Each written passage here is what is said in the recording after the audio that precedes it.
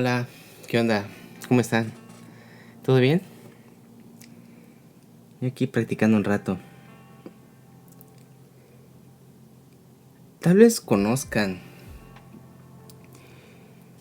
uno de los cuentos más famosos. Yo creo no solo en Japón, sino en todo el mundo. Estos cuentos antiguos o folclóricos, tradicionales, de los cuales se han hecho múltiples versiones. Inclusive una muy bonita que hizo el estudio Ghibli. Digo bonita porque se ve hecha como si fuera pintada en acuarela. No es como el estilo característico de animación del estudio Ghibli. Y me refiero al cuento, el Taketori no Monogatari, que se puede decir como el cuento del cortador de bambú, que en la versión del estudio Ghibli lo pusieron simplemente como la princesa Kaguya Hime. Y dicho, digo, a lo mejor lo conocen, es un cuento muy famoso. A lo mejor los que aprenden japonés también es de los cuentos para niños que sirven como referencia cuando estás aprendiendo japonés. Y bueno, la historia es como muy sencilla, ¿no? Es una pareja de ancianos campesinos que un día el anciano corta un bambú y dentro del bambú se encuentra con un bebé, que es un bebé como miniatura, ¿no? Que está dentro del bambú y pues se lo lleva a su casa. Y bueno, resulta que después crece y se hace una mujer muy hermosa, que es precisamente la princesa Kaguya. Y bueno, junto con la niña venía también otro tipo de riquezas, ¿no? Su ropa y también venía acompañada de oro, de un tesoro. Aquí depende de la versión que, que lean, porque digo, se ha hecho muchas versiones. Y también esto pasa como en el caso de los cuentos de Disney, que los adaptan para que digamos sean apropiados para los niños. Pero bueno, el chiste es que después de que esta princesa Kaguya crece y es como digamos la más bella del reino,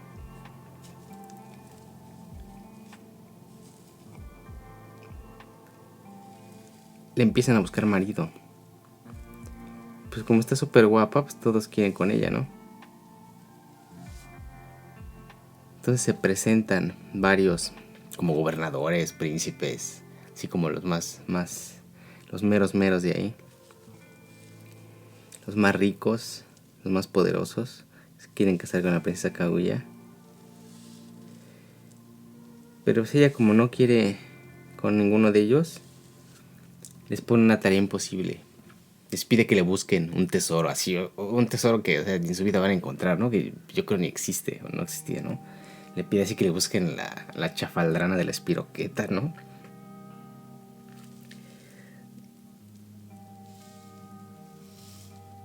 Existe que pues obviamente nadie encuentra nada. Y bueno, te digo, depende de la versión. Se hace más o menos desmadre, por eso mismo no se ve involucrado el emperador también. Pero en lo que coinciden todas las versiones y que es aquí el meollo de la historia es que al final se revela que la princesa Kaguya era un extraterrestre, una especie como de Superman, como de E.T. Y era un habitante de la capital de la luna que fue enviada a la Tierra. Y después, bueno, ya de que no le encuentre marido ni nada, se regresa a vivir al lugar donde pertenece, a la capital de la luna. Digamos como una especie de ser divino.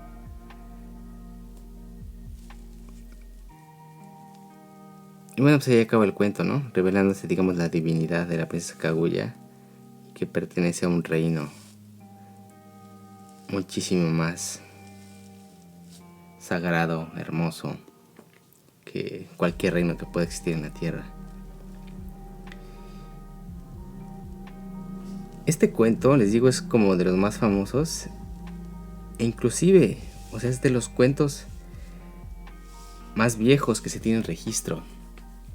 Este cuento se escribió, o las primeras versiones que se han encontrado son del siglo X, por ahí de los años, inicio de los años 900, principios del siglo X o finales del siglo IX. Y eso es interesante porque aquí como les digo, el meollo del cuento es cuando la princesa Kaguya regresa a su lugar de origen, que es la capital de la luna. Y aquí lo interesante es por qué fue enviada a la Tierra en primer lugar. O sea, a pesar de que aparece en forma de bebé a los campesinos, o sea, realmente pues ella, digamos, no era una persona normal, no era un ser humano. Era como una especie de superhumano, un extraterrestre, un ser divino. Entonces fue enviada a la Tierra, digamos, a manera de castigo por algún tipo de crimen o pecado que haya cometido en la luna, en la capital de la luna donde ella proviene. Y fue enviada a la Tierra, digamos, como un lugar así súper culerísimo, donde ella iba a pagar por un tiempo viviendo en este lugar horrible que es la Tierra, comparado obviamente con la luna. Y después de un tiempo pues ya iba a poder regresar. ¿Qué les digo? Es interesante esta cuestión y también importante que les mencione por qué. Aquí el detalle de que fue escrita a principios del siglo X. Porque muchos interpretan este cuento del cortador de bambú como una metáfora de lo que en aquel entonces era una pena muy importante en el Japón de la era Heian, que era precisamente el exilio. En este caso se puede leer como que la princesa Kaguya, por un crimen, una falta que haya cometido en su lugar de origen, no se especifica exactamente cuál es, simplemente se menciona que pues, por alguna falta que haya cometido, fue exiliada de esta capital de la luna y fue mandada, digamos, a un lugar pues, horrible, ¿no? Que en este caso es la Tierra, a purgar por sus pecados. Y después de un tiempo, pues ya puede regresar sin ningún problema. Y aquí esta cuestión, es interesante que se haya dado este cuento precisamente en esas fechas, porque durante estos años en Japón se abolió, claro, por un tiempo después se reinstauraría, pero se abolió la pena capital, la ejecución. Y antes de que se aboliera, digamos que obviamente la pena capital, la pena de muerte, era la pena más grave que una persona pueda tener. Y después de la ejecución, o sea, la segunda pena, digamos, el castigo más severo que una persona pudiera tener, era precisamente el exilio, el destierro, el ostracismo. Yo creo que depende de la cultura de la época, le pueden decir varios nombres, pero pues precisamente eso. O sea, mandarlo lejos de su lugar de origen, generalmente a un lugar que está considerado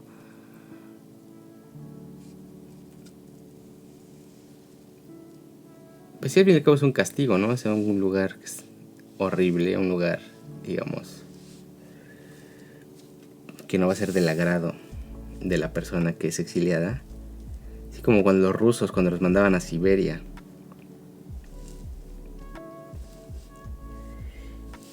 Y pues ahí dependiendo de la falta que hayan cometido, pues también, como dicen, depende del sapo, la pedrada, ¿no?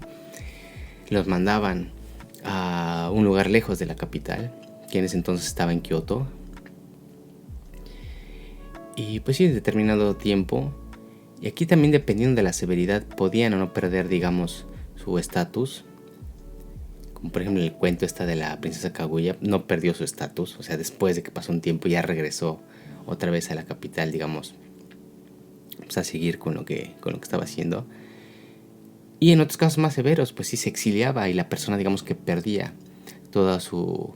Si tenía, por ejemplo, algún título o tenía un lugar dentro de la corte, se perdía ese estatus que hubiera tenido y pues ya no se recuperaba.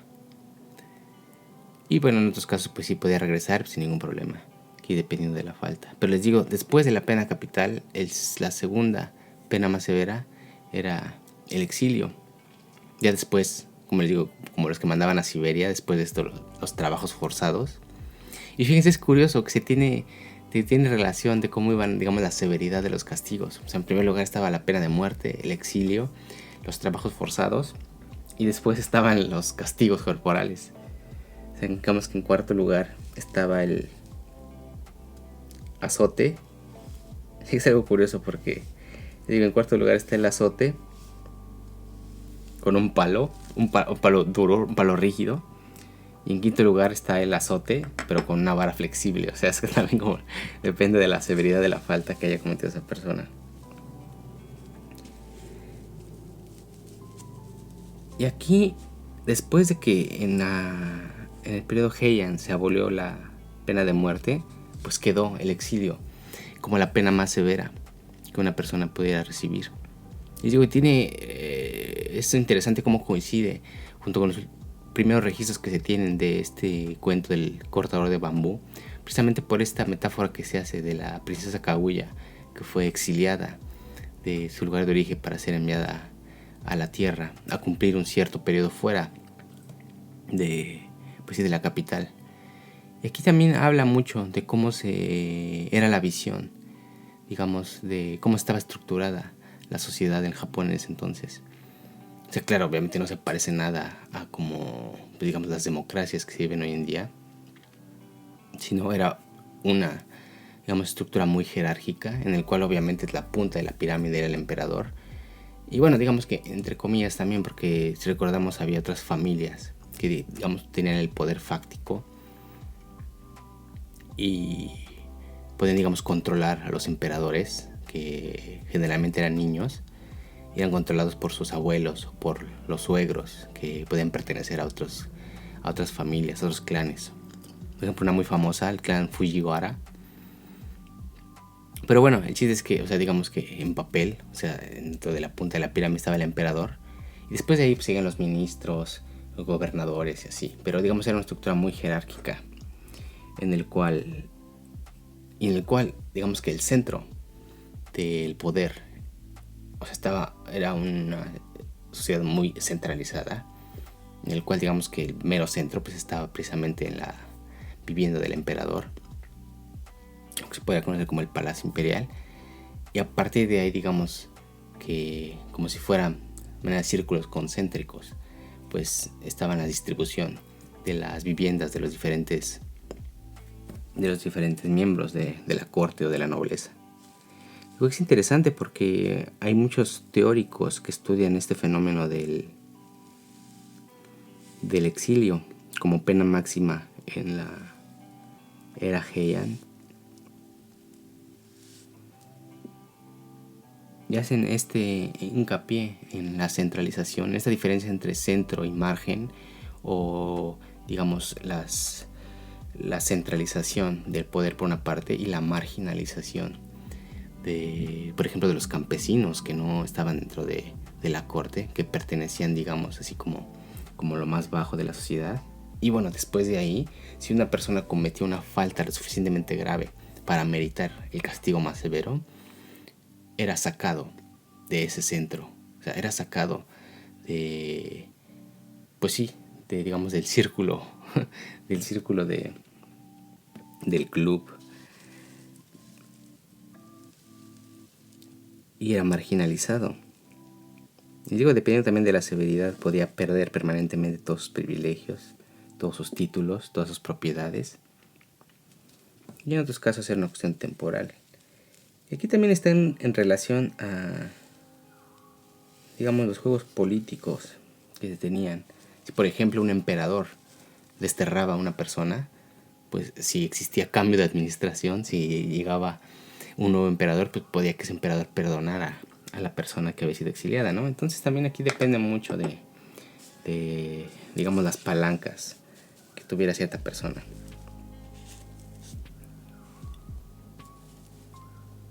Y dentro de las, digamos, de todas esas personas que se dedican a estudiar este fenómeno del exilio en la época, en la era Heian, en Japón, también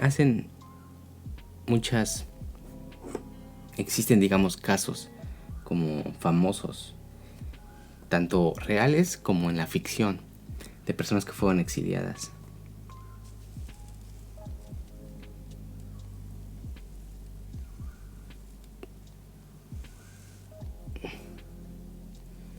Dentro de los casos, digamos, célebres de personas que fueron exiliadas, está un famoso poeta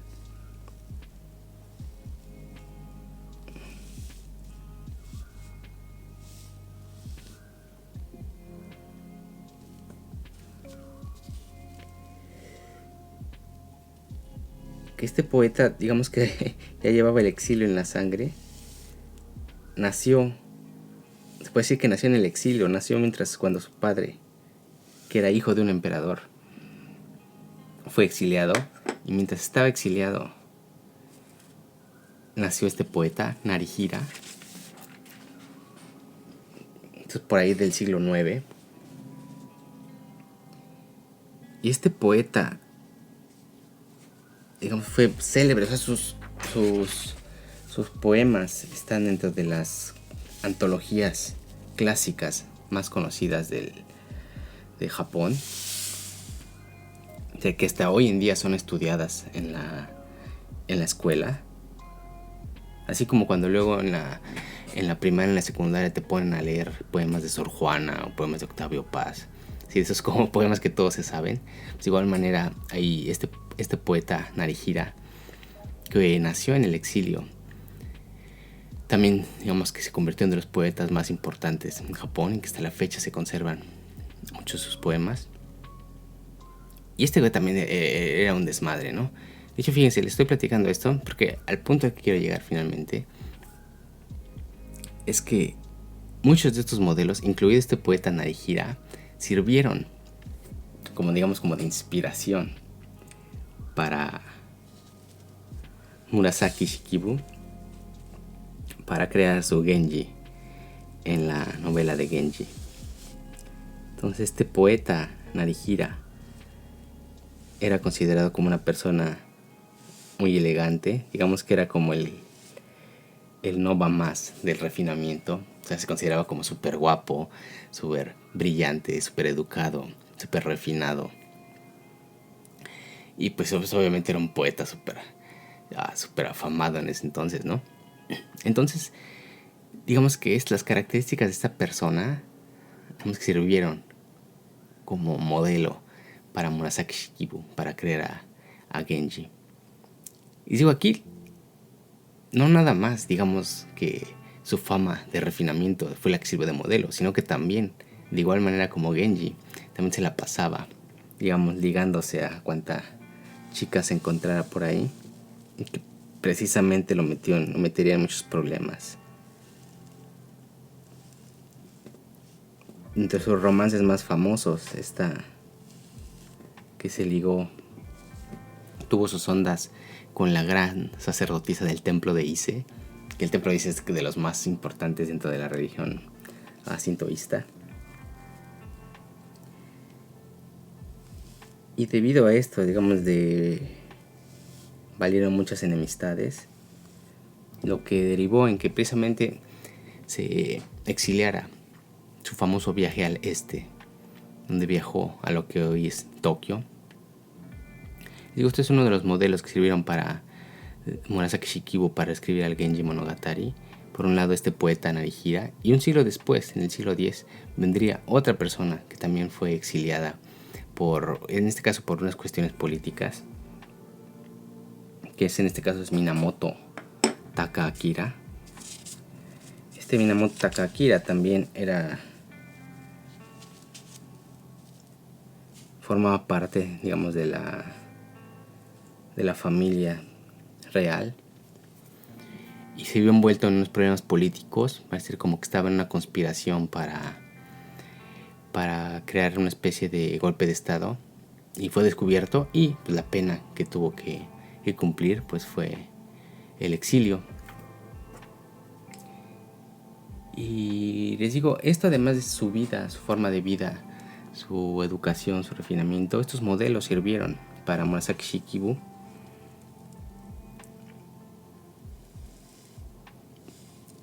en el capítulo 12 del Genji Monogatari,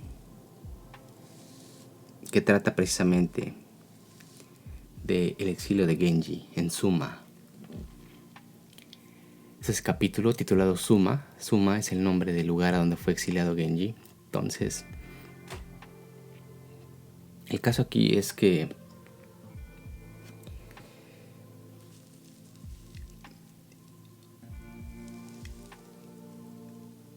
Genji, por andar metiéndose con quien no debe, se convirtió con una de sus amantes.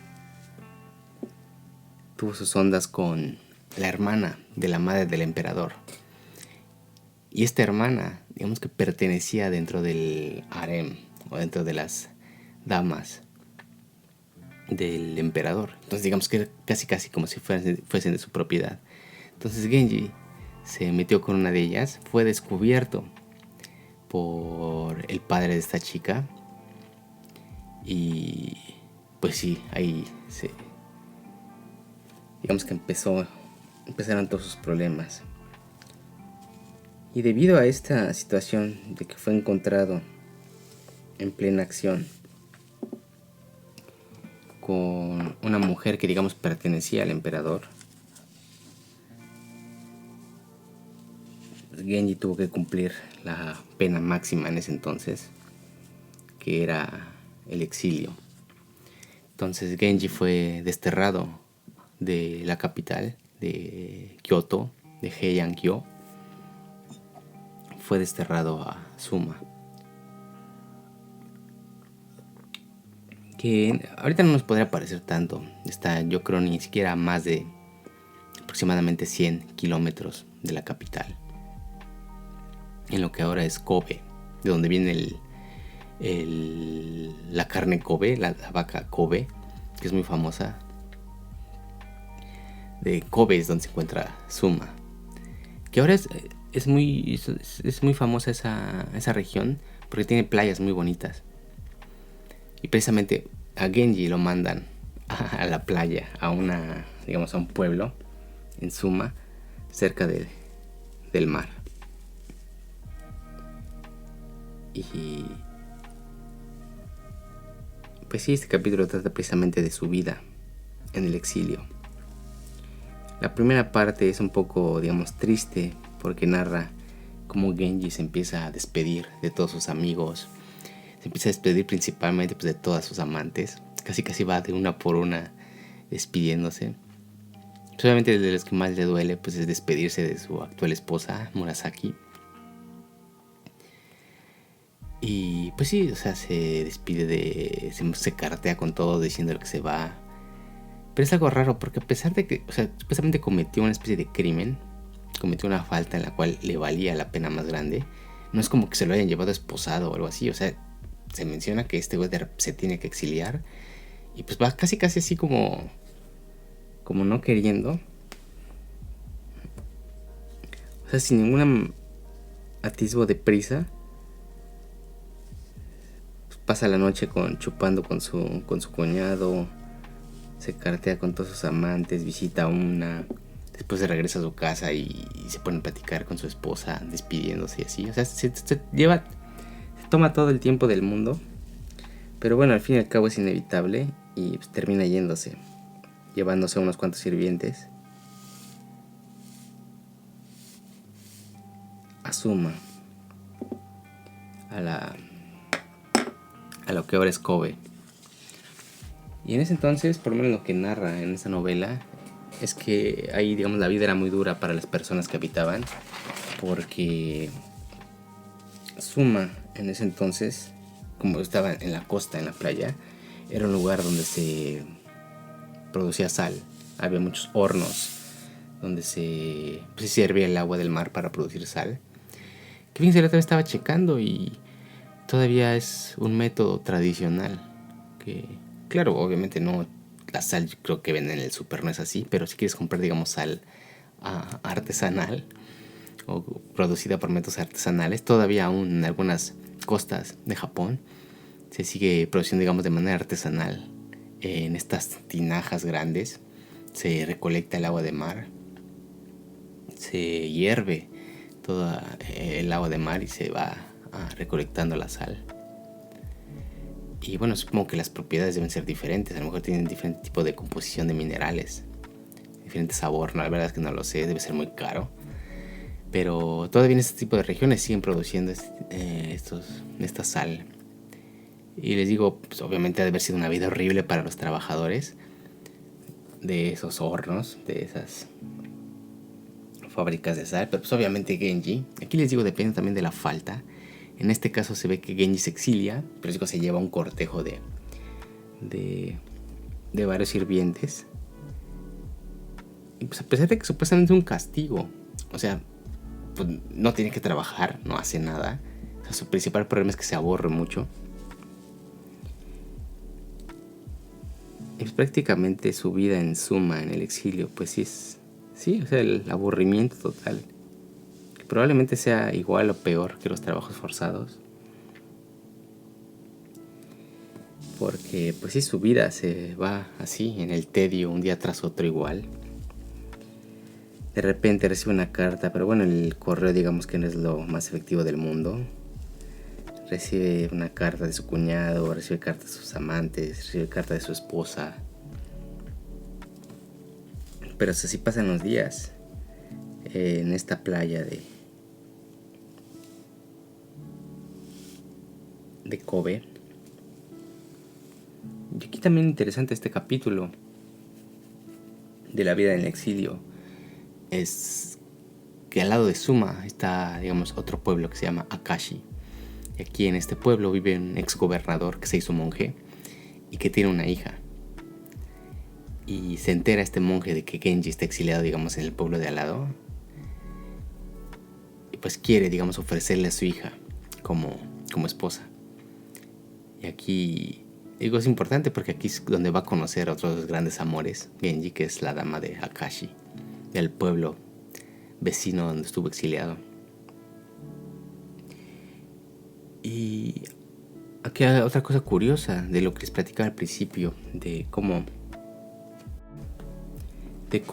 una de las lecturas del cortador de bambú es precisamente esta metáfora del exilio.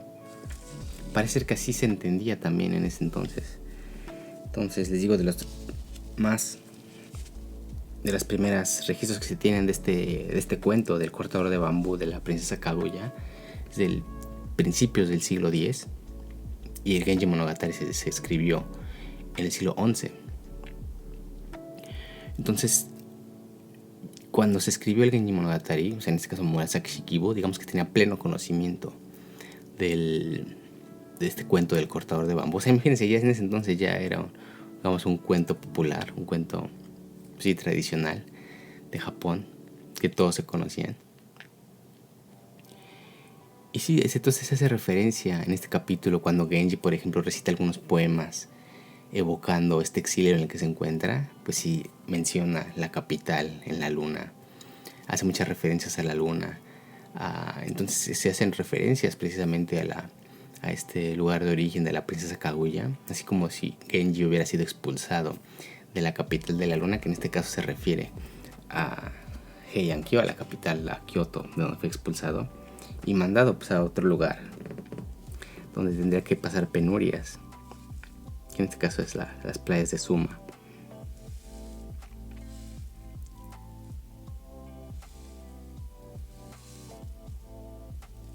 Y bueno, después de varios cosas casi sin importancia, les digo, aquí lo principal de los problemas de Genji es el aburrimiento. Después de varios episodios que le ocurren, uno de los cuales es de que se entera el ex gobernador que vive en la ciudad de al lado que Genji está ahí y le quiere presentar a su hija. Al final del capítulo llega una tormenta. Llega una gran tormenta donde casi se lleva la casa donde vivía Genji. Y es que tuvo una noche muy agitada. Y dentro de esta noche muy agitada, así como entre sueños, escuchó una voz. Aquí otra vez estas como voces que le hablan en sueños a Genji, que pueden ser, por ejemplo, espíritus de otras personas que estén pensando en él. Escucha una voz que le dice: ¿qué haces aquí? Dice: este no es tu lugar. Tienes que volver a donde perteneces. Tienes que regresar cuanto antes de tu exilio. Si la capital te está esperando. O sea, como una voz. Claro, puede ser su voz de su interior, que ya no quiere estar ahí. O les digo, esto es aquí una ambigüedad. ¿De dónde proviene esa voz? Si es, digamos, una especie de espíritu. Se menciona también en el libro que puede que sea un dios que le está hablando, que lo está, digamos, exhortando a que regrese a la capital, que salga a su exilio, que la corte lo necesita. Y pues así acaba el capítulo de Suma, con esta voz que le habla a Genji, que él dice que puede que sea el dios dragón, que le está hablando en sueños para que regrese a la capital. Y estos estudiosos de, digamos, de la sociedad de la era Heian en Japón, toman también como referencia el Genji Monogatari, sobre cómo se manejaba el exilio, qué repercusiones tenía dentro de los integrantes de la corte. En este caso, Genji, no olvidemos que era un príncipe, es el hermanastro del emperador, y que por esta falta que cometió de meterse con, pues sí, que no debía, fue exiliado de la corte. Pero bueno, ya después, en los capítulos siguientes, se develará de dónde provienen esas voces o qué es lo que significaban esas voces que lo animaban a regresar, y las circunstancias que, digamos, los cambios que va a encontrar una vez que regrese y sea, digamos, restituido a su estatus en la corte. Y claro, no falta también, digamos, la aventura que va a tener con la dama del pueblo siguiente, del pueblo vecino, la dama de Akashi, que precisamente es el nombre del siguiente capítulo, Akashi. Pero bueno, ¿qué opinan ustedes? ¿Cómo ven este castigo del exilio? Digo, no es algo propio de Japón, obviamente. No sé si actualmente todavía exista esa estatus de exiliado, por lo menos así, digamos, políticamente. Ahorita en este caso, por ejemplo, se pueden equiparar a los refugiados, o cuando son por cuestiones políticas, esto que se conoce como persona non grata.